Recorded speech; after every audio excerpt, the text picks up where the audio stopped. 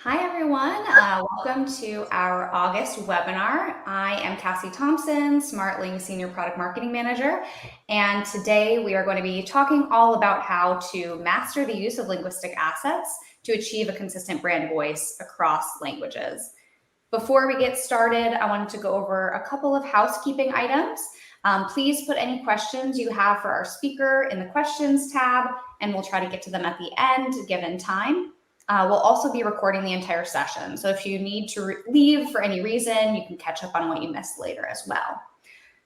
All right, so let's get into it. I am joined by two great speakers today, Olga Baragovaya, Smartling's VP of AI, and Jason Rockwork, a Smartling AI and MT deployment engineer. So welcome, Jason and Olga. Thanks for being here. Thank you, Cassie. All right, so let's kick off with why linguistic assets are so important to translation. Olga, can you share a little bit more about their purpose and value?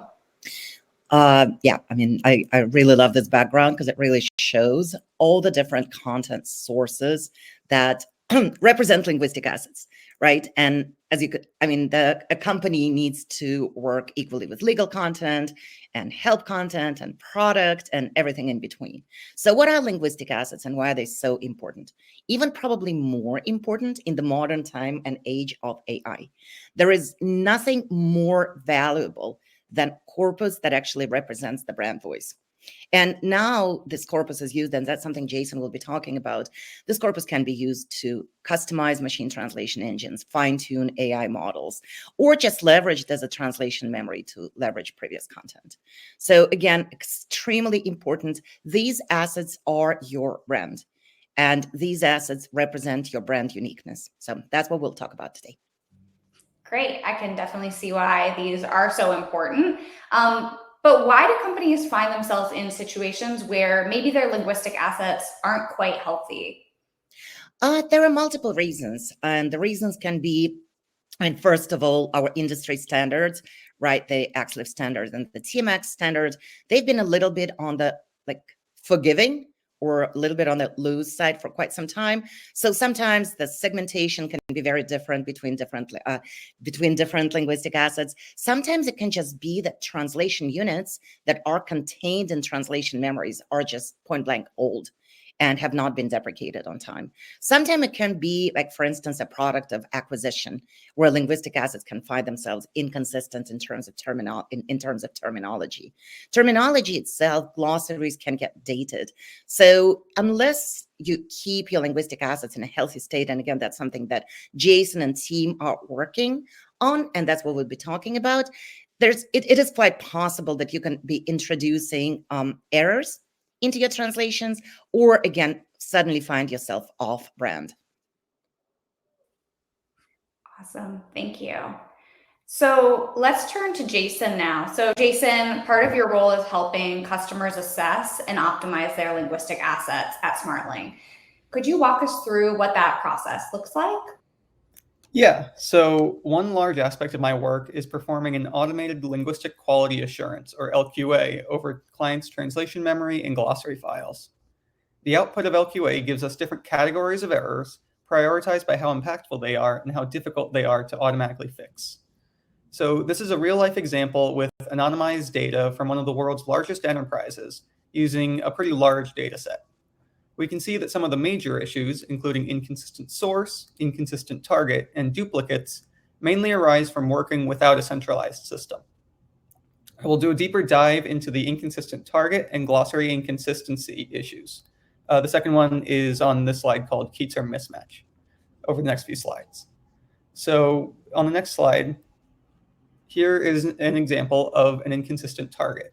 So this is when the same English source sentence is translated in different ways into German. It's difficult to spot as a non-German speaker, so we've converted the different translations back into English. You can see that these are all perfectly valid ways of translating the original sentence if you don't see your plan when you try to cancel it, although the middle sentence translates back the nicest. We can automatically fix issues like this by defining a rule to choose which one to keep and discard the rest. Our default is to keep the latest entry. This type of automatic fixing also works for things like inconsistent source and duplicate translation units. Now, I'd like to discuss glossary inconsistencies on the next slide. These issues are harder to fix because while we can detect them automatically, we need a human in the loop to help fix them. In this example, the relevant glossary term says that customer should be translated to Kunde. The German sentence contains Kunden, the plural form, but the English sentence uses they. It's up to the reviewing linguist to decide how to reconcile these sentences, either by changing the English text to contain customer or changing the German translation to say they or sie. In the next glossary inconsistency example, we can see that the glossary entry indicates that crosshead screw corresponds to the German, that's a very long word, I think it's Kreuzschlitzschraube. However, the English word in the sentence is Phillips screw, which my intuition as a native English speaker, I'd say that that's the more common way to say it. In this case, I'd recommend replacing or removing the glossary term altogether. This process can be tedious over large data sets, but we can analyze the glossary inconsistencies that we detect and produce a priority list to ensure that linguists focus on the most important fixes first. All right, great. Thanks, Jason, for sharing that. Olga, any commentary on what Jason just shared that you think is worthwhile? Let me think about it. Again, I think just one thing that Jason mentioned that I think is crucial is making sure, and there is a term in the industry, harmonization, making sure that between your translation memory and between your glossary, the terms are harmonized. Again, to Jason's point about human in the loop, this is where you need a human. I mean, there are certain things that you can achieve automatically, but best would be run what can be automated, but then make sure that a human gets a chance to review the glossary and make sure that there is no conflict there. And again, if we go back to using linguistic assets for customizing machine translation engines or model fine-tuning, or if we use them as few-shot example, you can easily confuse a model if you suddenly introduce two translations for the same term. So that's probably what I would add. Making sure that between that terminology stays consistent across the board. Great. So, Jason, I think obviously that's amazing to look at this from a technical perspective with quantitative data on what type of errors there are in place. Is this assessment something that companies can do on their own, or do they need to enlist the help of someone like Smartling to kind of figure out what's going on with their linguistic assets? So we perform the LQA, and we can provide customers with a very detailed analysis. And if they don't know how to interpret your findings and act on those, you can work with Smartling to do that for you. Great. And are there any early warning signs that a company's linguistic assets aren't optimized? How can you kind of catch poor quality before it leads to major issues in your outputs? So you'll mainly find quality degradation in the form of mistranslations. So we have dashboards showing metrics like translation error rate for both machine translation and fuzzy matches. Also, if you're editing 100% matches, that implies that there's some issue with your translation memory. One way to catch this is to retranslate the same project with the TM you just created. It should contain only full matches. I'd personally recommend that you perform a quality analysis periodically rather than waiting for the issues to show up. Great. Olga, have you any examples of kind of customers coming to us with these early warning signs showing up and maybe not knowing where they're coming from or realizing that it's their linguistic assets at fault? Again, to Jason's point, it's probably best to work with companies like Smartling when it comes to managing your linguistic assets, be it translation memory, be it do not translate lists, or be it your terminology. I think the companies, again, as you said, the companies usually, it happens quite often when the companies find after the fact that their linguistic assets were out of order when the errors were already being introduced. And I would say, again, I think Jason covered it all. I think the early warning signs are going to be when you suddenly see that your translations are inconsistent. And I'll go back to, at Smartling, we do a lot of work with AI, and we do a lot of work with machine translation. Again, quite often when you publish your machine translation raw, like when it doesn't go through post-editing, you can also catch, and you can also, you can easily see that there are inconsistencies or there are errors introduced in machine translation. Now, to fuzzy matching, again, to the point of fuzzy matching, I agree completely with Jason that, again, if you suddenly see degradation in leverage, either you have significant content drift, either your content has changed dramatically, or there is something off with your linguistic assets, with your translation memories. So those would be the indications that something needs to happen. Now, if we look at TM technology as it is, it's been around for years. I mean, I've been in the industry for 25 years now. And I mean, translation memory was around just all right when I started in the industry. And what does it mean? It means that we're sitting on layers of volcanic ashes of of translation units that can be completely irrelevant. So one healthy, and I mentioned it earlier, one healthy habit is deprecate what's not relevant anymore. And you can do it based on the timestamp. You can do it based on how many times was this translation unit used, for instance. That's another healthy practice. If it's been sitting there forever and not used, maybe something is off. Maybe it's time you deprecate it. That, or again, sometimes it's just like, okay, it's been sitting there for 15 years. It might be time that it goes. It might have nothing to do with your current brand voice and nothing to do with your current terminology. Great. You jumped right ahead into my next question, which was around kind of what are some of those best practices for maintaining assets. So you already mentioned deprecating translation units. Are there any others that people should think about? And not just maybe related to translation memory, but maybe also glossary and style guide as well. Oh, style guide. You know what? We didn't even touch on style guide. And actually that's another super essential part of managing your linguistic assets. So, I mean, first of all, you want to keep your style guide consistent with your brand, tone, and voice. Second, you want to make sure that your style guide reflects locale conventions. Like, for instance, in my mother tongue, we do not use straight quote. We use curly quotes.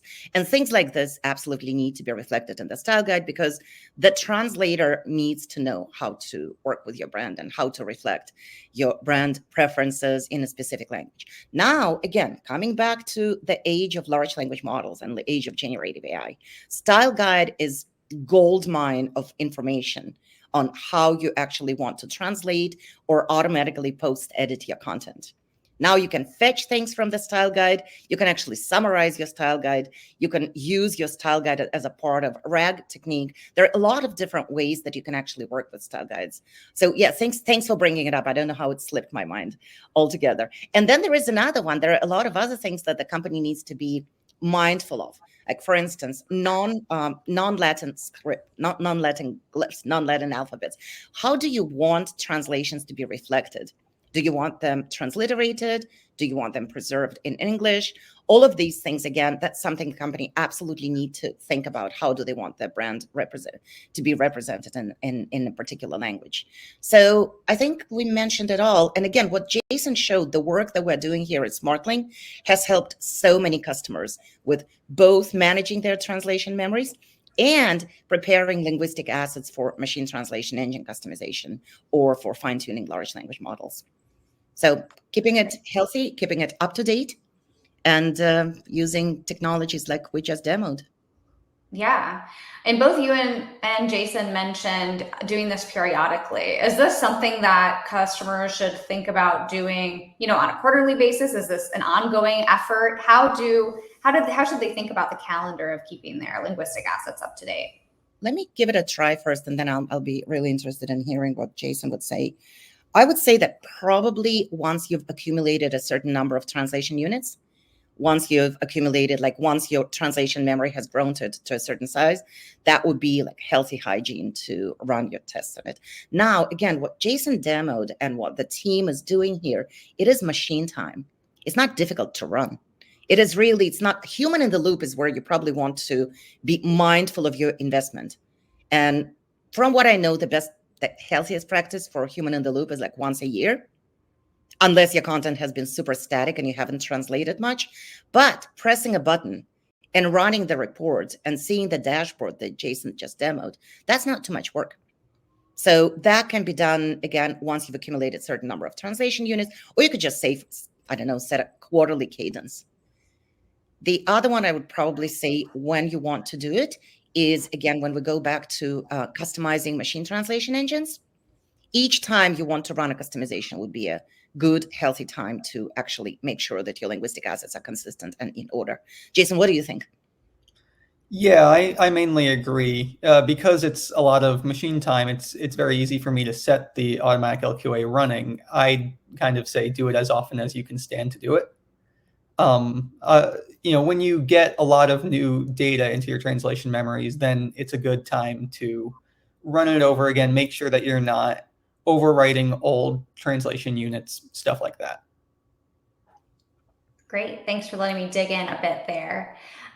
So let's talk about AI. Obviously, this is a change in how people have been using linguistic assets. As Olga mentioned, TM has been around for a very long time, but the way that we're using these things has definitely changed with the emergence of AI tech in translation. So how has the emergence of AI impacted the way that companies should optimize and use their linguistic assets? So, Jason, I will turn to you for this one, and I will share our slides as well for some examples here. Yes, so AI and large language models in particular have been amazing for the world of machine translation and how we can use linguistic assets. We can now perform complex tasks to maintain natural sounding sentences when we're altering text. So here's an example of changing formality in Spanish. The sentence is translated correctly, but it uses the usted form in Spanish, which is the formal.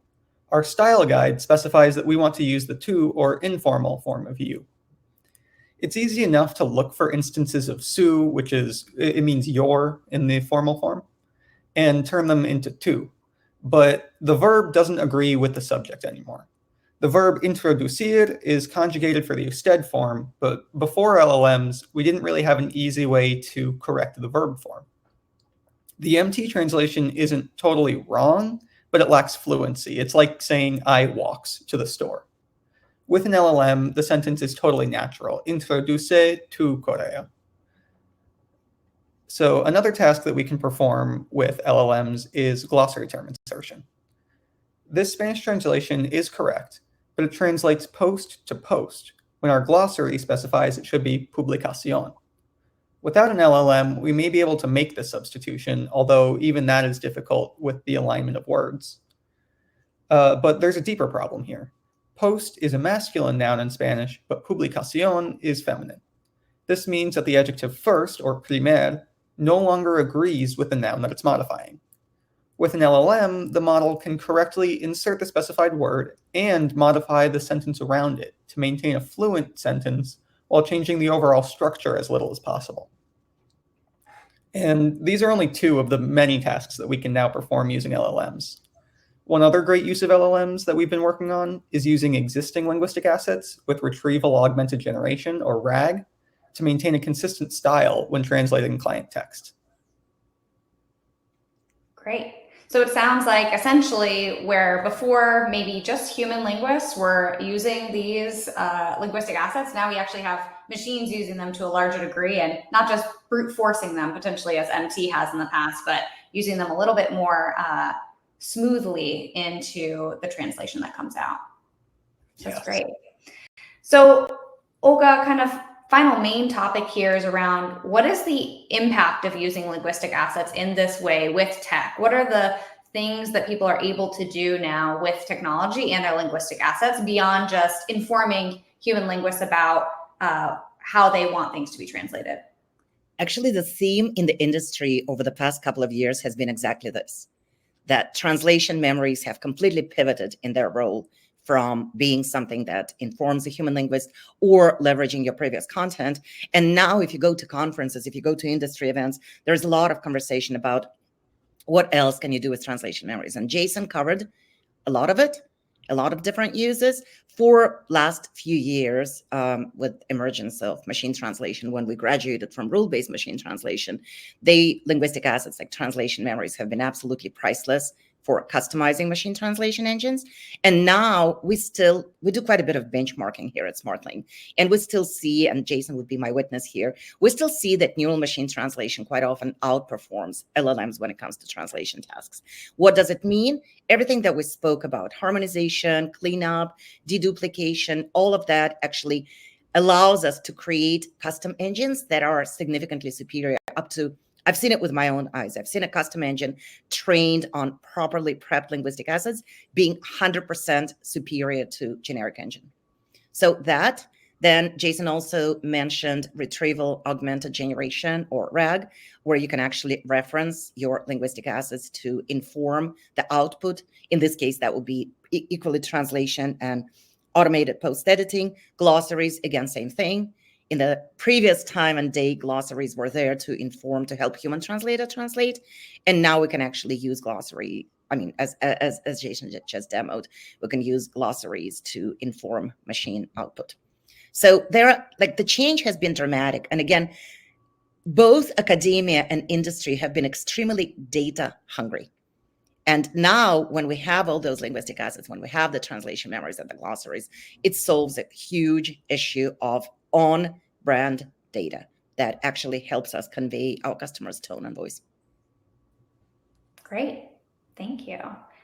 All right, so that's the main questions that we have, but we can take audience questions now. So if you have any questions, feel free to put them in the Q&A or the chat, and we'll answer those. I already see one from Patricia.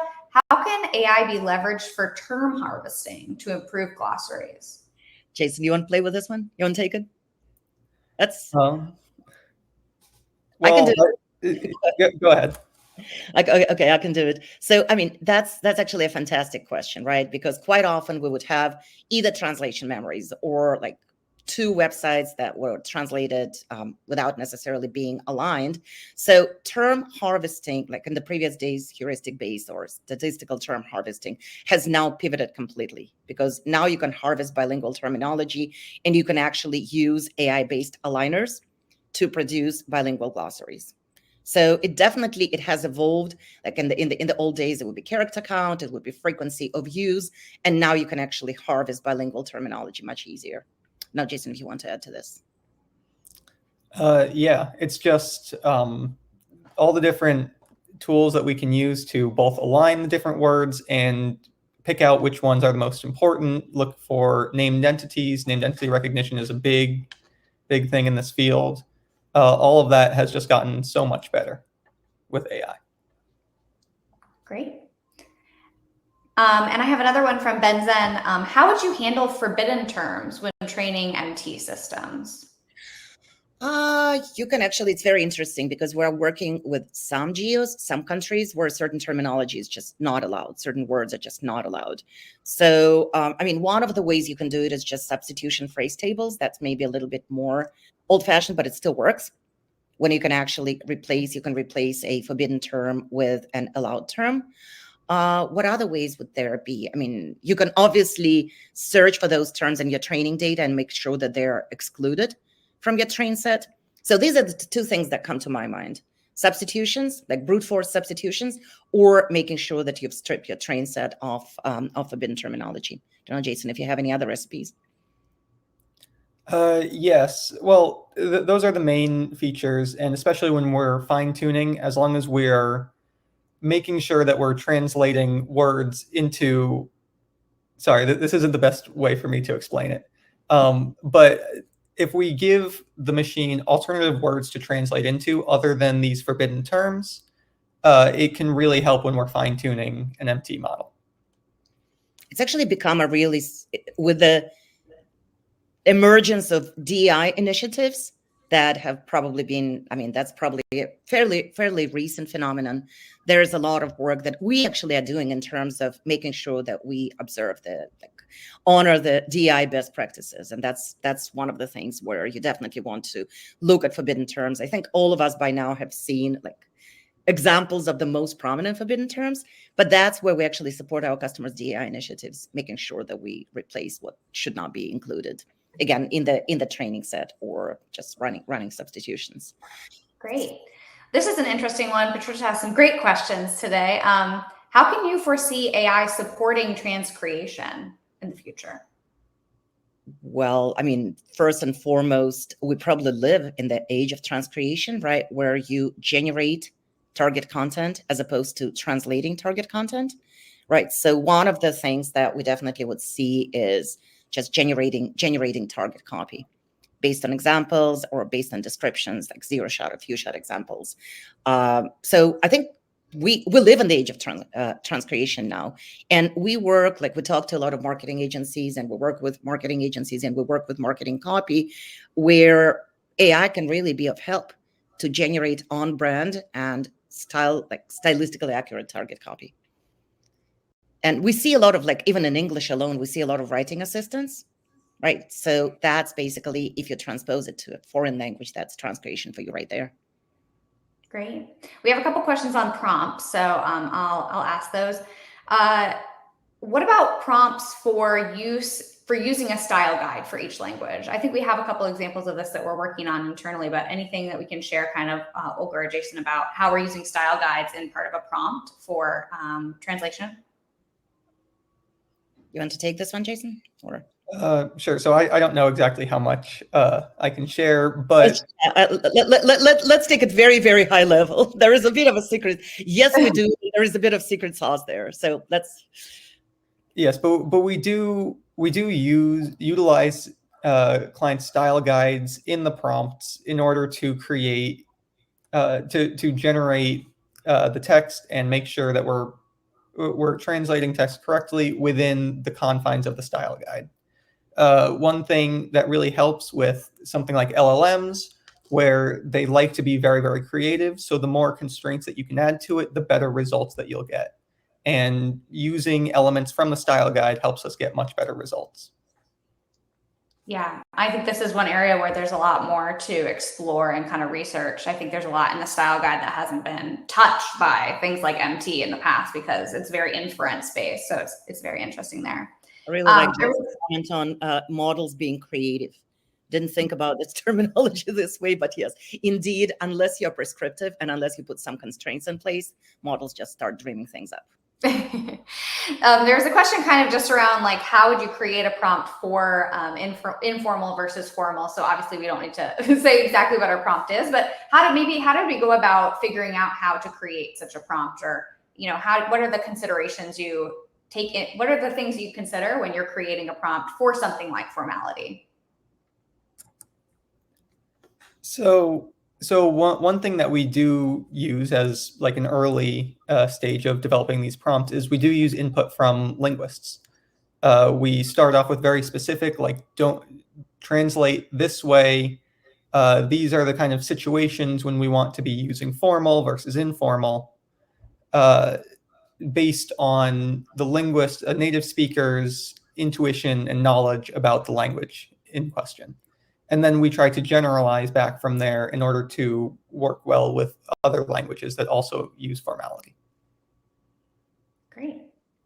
Last question. I think we've talked kind of at a high level, and I think this is great, but let's say someone doesn't have a linguistic asset package right now. It sounds like we have a lot of opportunity to maybe harvest things for a glossary. So would you say the best place to start would be translation memory, or any guidance there on how to build up that linguistic asset package, maybe for a new language or overall? Maybe I could take a first pass at it. Glossary is a great place to start. Glossary is a place because that's where you basically capture your brand. So creating style guides, and again, to Jason's point, to use them equally for humans and equally for AI purposes would probably be the second great step. Now, in terms of building up translation memories, they will build up natively as you translate. As you continue translating, translation memories will grow, right? Now, for engine training and customization purposes, there is always, once you've built up certain mass of data, you can actually start playing with synthetic data, and you can actually start generating data. So you can customize MT engines, or you can fine-tune models. So start from glossary. Make sure you have consistent and, again, prescriptive and restrictive style guide, and then just watch your translation memories being built up. There's a whole other problem, not a problem. There's a whole other thing right now where we touched on transcreation, and quite often right now, source and target would not even align, because target could have been generated. So I don't think the industry has solved for it, but we might need to look for other data, linguistic asset storage mechanisms, or what shall I put it? Framework, because in the old days, everything was aligning. in the modern time and day, especially when we go into the transcreation, the odds of things aligning can be different. All right. Well, thank you so much. And thank you all to the attendees for some great questions. I really appreciate it. And Jason and Olga, thanks for sharing your knowledge on this. So I hope everyone has a great rest of your week. You'll see at the bottom a ticker to join us for our next webinar, which will be all about our new State of Translation report that we'll be coming out with next month. So please join us for that if you're able. And thanks so much for joining. Bye, everyone. Thank you. Thank you.